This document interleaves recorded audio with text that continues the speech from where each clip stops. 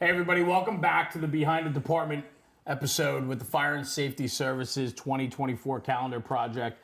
This is fun. We walked the street earlier. We checked out Engine 474, the new build that you guys have here in Ramtown. And now I get to sit down and kind of pick your brains a little bit about the background of the department and why you guys did and built what you did, because I'm just super intrigued by it, especially being a newer type of apparatus for you guys. So, Assistant Chief Sal Scarlato, thanks for joining me, Chief, again. Yep, thanks for coming. Of course, man. Captain Max Nikoloff. How are you, brother? Good, how are you? I'm good, man. You guys have been a lot of fun. Behind the camera, there's a whole crew here today. But it's been a lot of fun because when we get to do projects like this, and we get to go to different firehouses, we get to see the guys, the people that build and make this place what it is. And so the apparatus is a part of it, the equipment's a part of it, but it really comes down to the people and the personnel that staff the firehouses and that are responding on these calls. And so I wanted just a little bit of background about, this is the Howell, Township, New Jersey, Ramtown Fire Company 19-4. So you're Station 19, Company 4? Yep. Okay, got it. So give me a little bit a breakdown, Chief, about the department.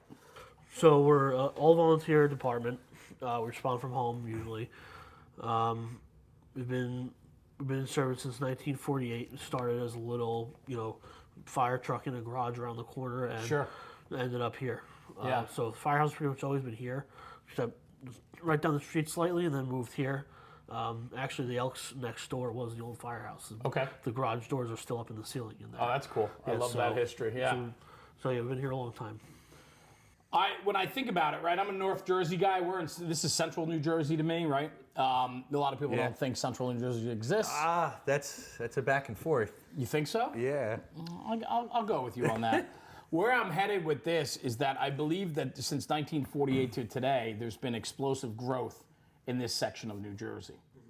And so the fire company then has to represent that growth. And so over the 75 years of being in service, there's a lot happening here.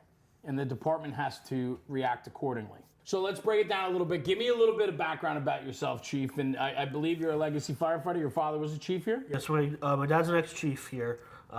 Chief in 2007, somewhere around there. I basically grew up here. We moved from North Jersey down when I was like, I don't know, 3 or 4. Okay. So I pretty much grew up here. I started as a junior firefighter when I was 16, and I've been here ever since. This has always been a big part of your life. Yeah. I have to imagine, right? Growing up in the firehouse, watching your father run out for calls and so on, being a home response department. Yeah, definitely. Yeah. How much of an influence was that on you, just in who you are and what it's done for you as a person? I was a pretty big influence. I mean, this pretty much consumed a lot of my life as a firehouse. Sure. When I'm at work, I see the text going off that there's a call, and I'm like, of course, while I'm here, I can't go. Right. It's it's annoying. Yeah. But, it's a very big part of my life, this organization. I love how the dedication really comes forward, right? And so when you start looking around, there's a lot of guys here today that it's a weekday and you guys are here hanging out, and it might be because we're here, it might just be that it's a regular day and that there's always guys, hanging around ready to run. Captain, for you, man, what's your story? Like, what's your background? I'm a first-generation fireman. I grew up always watching the fire trucks go out, and just when I turned 16, I became a junior. Did you grow up in this area? Grew up in this area my entire life. So is this your home department? Yeah, it's my home department. I love that. What has it done for you? 16, you come in at 16 years old, you're ready to run. Yeah, it's done a lot. I live so close that I used to run here when I was a junior. Is that right? Yeah, so I guess for me, I've just always wanted to do it. Yeah. So. Yeah, I love those guys, right? I love the guys. I live very close to my firehouse as well, and so it's a quick response. You get there fast.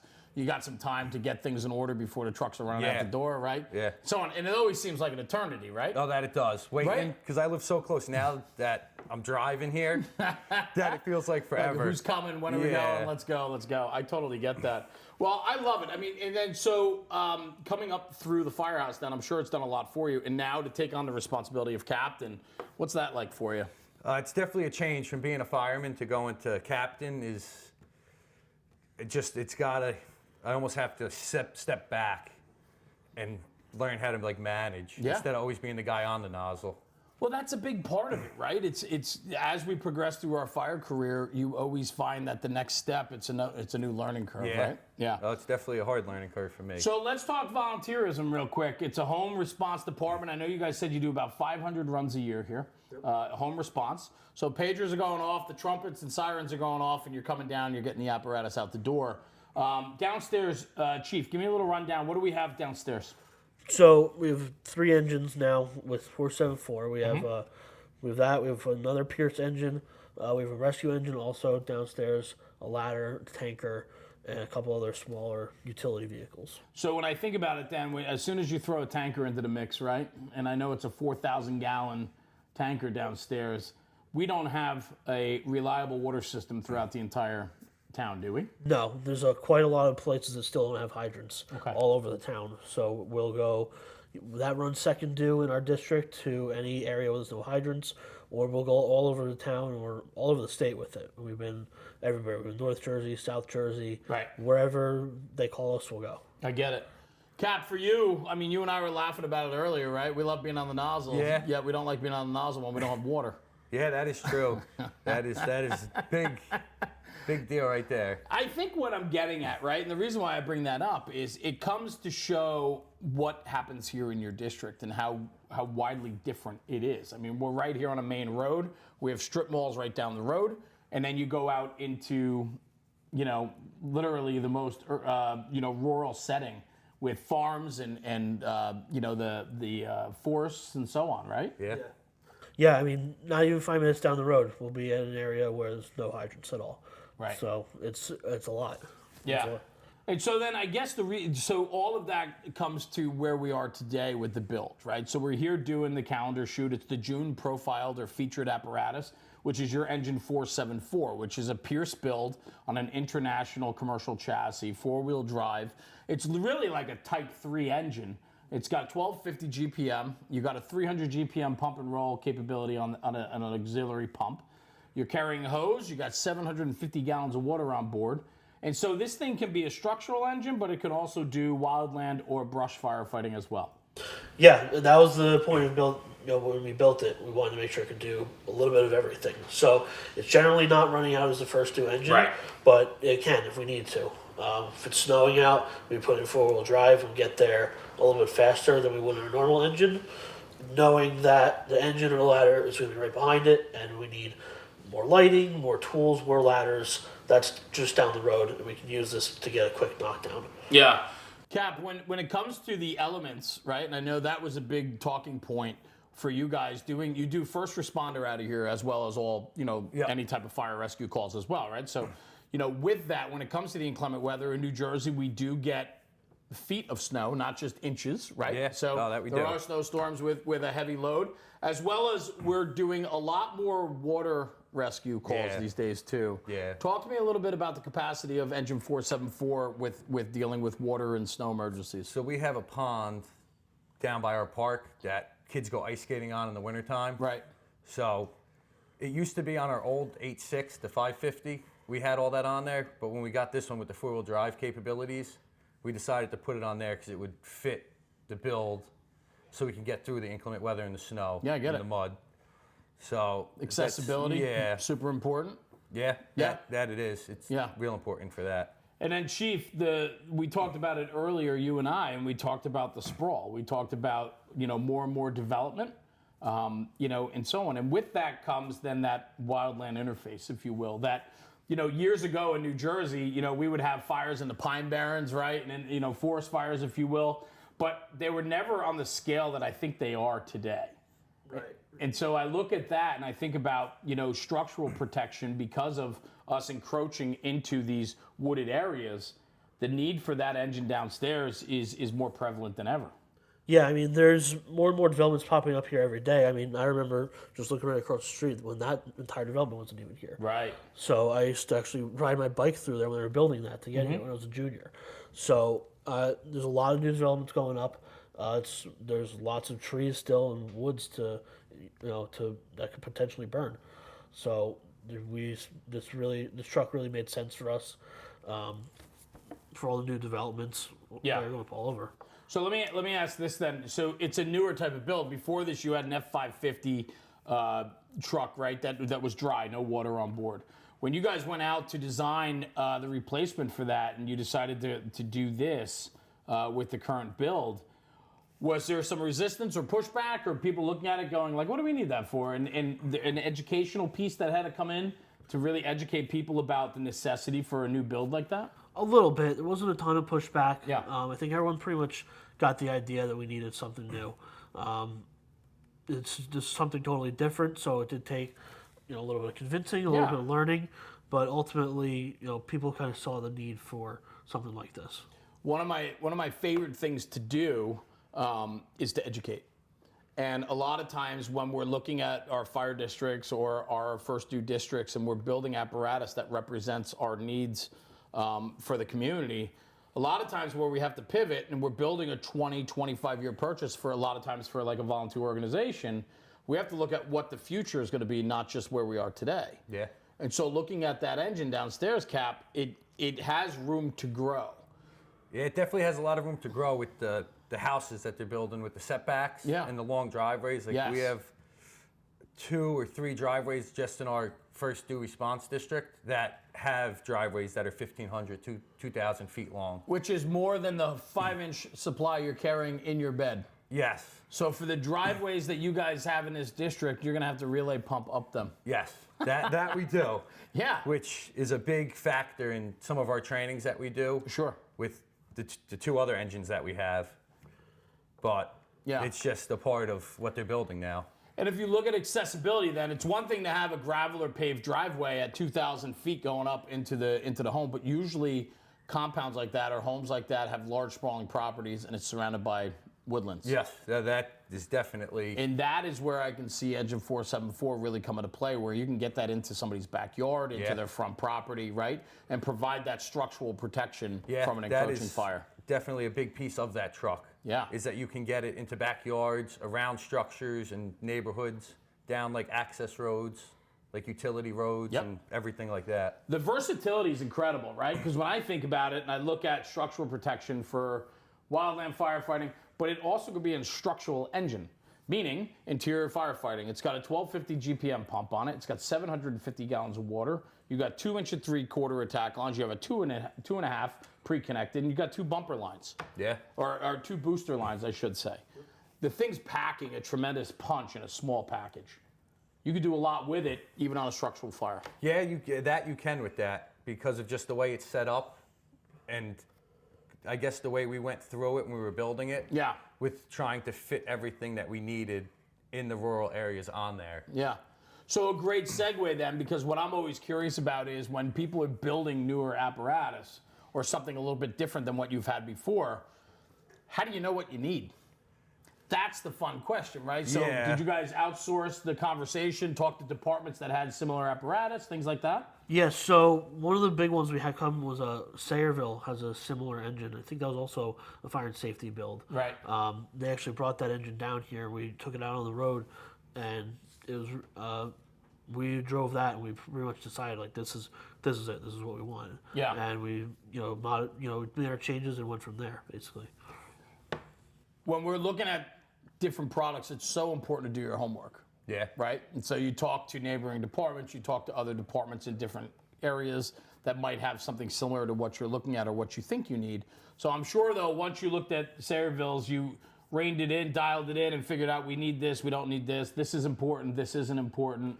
Were there certain bullets that you had to hit, certain bullet points that were like, we have to have this, we need this, we need this?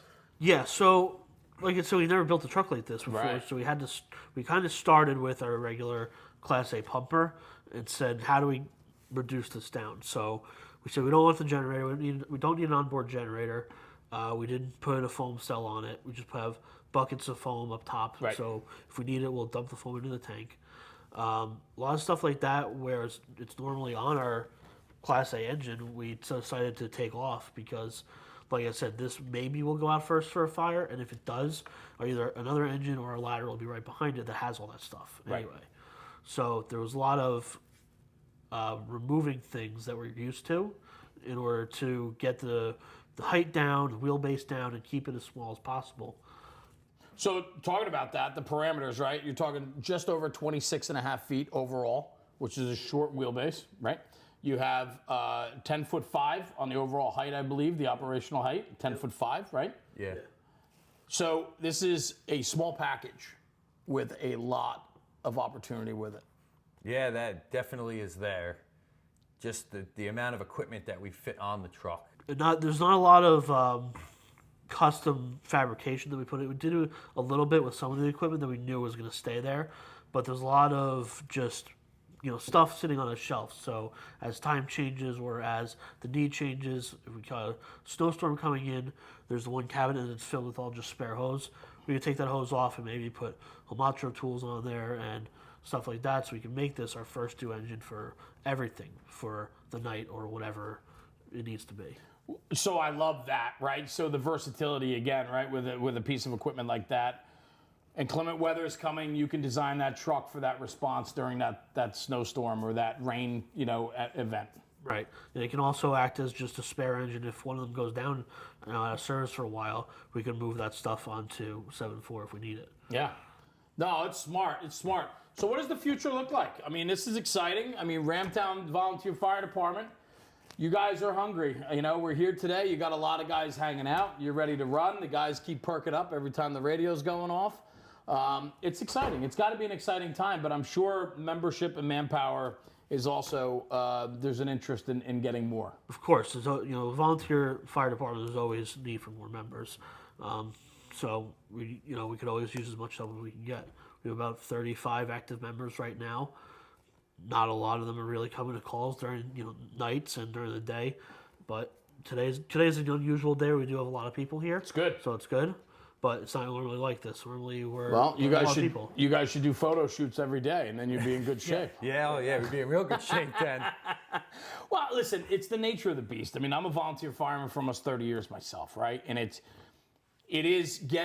trending to be more and more difficult as we supplement. The amount of calls are going up, the calls for service, manpower is starting to drop. We're asking more of our people. Yeah. So it's really what the department is doing for their people. And I have to believe, looking around this firehouse, there's a lot of like core volunteer values here, which I love. The photos, the trophies, the memories, right? The conversation. You guys are all dressed in the same polo shirt. Like, there's a commitment to pride and dedication here, and you can see that as an outsider. And I think, if anything, we need to instill that type of atmosphere, because that will support the guys that are here, right? Yeah, that it definitely does. I think so. Yeah, we try to do a lot surrounding the history of the fire company and the super members. Important. Yeah. You don't know where you're going if you don't know where you've been. Yep. And Yeah, the foundation, right? I didn't mean to cut you off, Cap, but the foundation of what your volunteer fire company stands for is super important. And for anybody that comes through the walls, they should know the stories and know the people. And that's why, to kind of wrap a little bit, that's why the history of your department and what you guys do here matters to the builds that you're putting out, right? Yeah. And so, Engine 474, it's a beautiful build. It's a 2022. We were talking before walking the floor. You talked about the aerial is going to be up for replacement within a few years and a few other things. But finding that dealer that works well with you, I'd love to talk about Fire and Safety Services real quick. They are the ones that have supplied the last few apparatus within your department. So the process with them, working with them, Chief, I'd love to just hear a little bit about that. Super easy, really good communication, emails constantly. We have the weekly pictures. Once the truck started starting to be built, we knew exactly what was going on the whole time, and not just that, but the maintenance too, the general, preventative maintenance stuff like that. Not just on 7.4, but the rest of our trucks too. Super easy. They come to us usually. Occasionally the trucks have to go out, but it's quick to get it back. Right. So we're definitely happy with fire and safety right now. Good. Cap, I want to ask you, this guy rides in a Chiefs car, no? You got a Chiefs buggy? Yep. He doesn't know. You know. Riding in that new engine that you have, it's a little bit different. Yeah. It's commercial chassis, right? Yep. Still, I was incredibly impressed by the amount of room and space that's in there. Yeah, there's definitely a lot of space in the Right? cab. Yeah, for a commercial chassis. Yes. I drive in them trucks every day. That truck, International, definitely built a good cab on that. It's great. Yeah, and it's a comfortable ride. And so for you operating on that truck and working, using it now for a couple fires and responding with it, I'm sure it's been a great piece or a great addition to the fleet. Yo, that it definitely has. Even like for going to structures, it's good. For even if you have low manpower, the operation of the truck is good. Simple. Yeah, because everything's right there and it's simple. Yeah. And it packs a really good punch for the size that it is. I could not agree with you more. I think it's a lot in a small package, and I think it has a lot to offer. So, and I think you guys have a lot to offer. Howell Township, New Jersey, the Ramtown Volunteer Fire Company. You guys are rock stars, man. Thank you. Thanks for having us today. Yep, it's good to learn a little bit coming. more about you guys and get to meet all the personalities here in the kitchen and so on. But it's just been a great day. So thank you for opening your doors. We appreciate the invitation. And thank you, brother. I appreciate it. Guys, check out more about Engine 474. You can go to the Behind the Build video series that's on YouTube.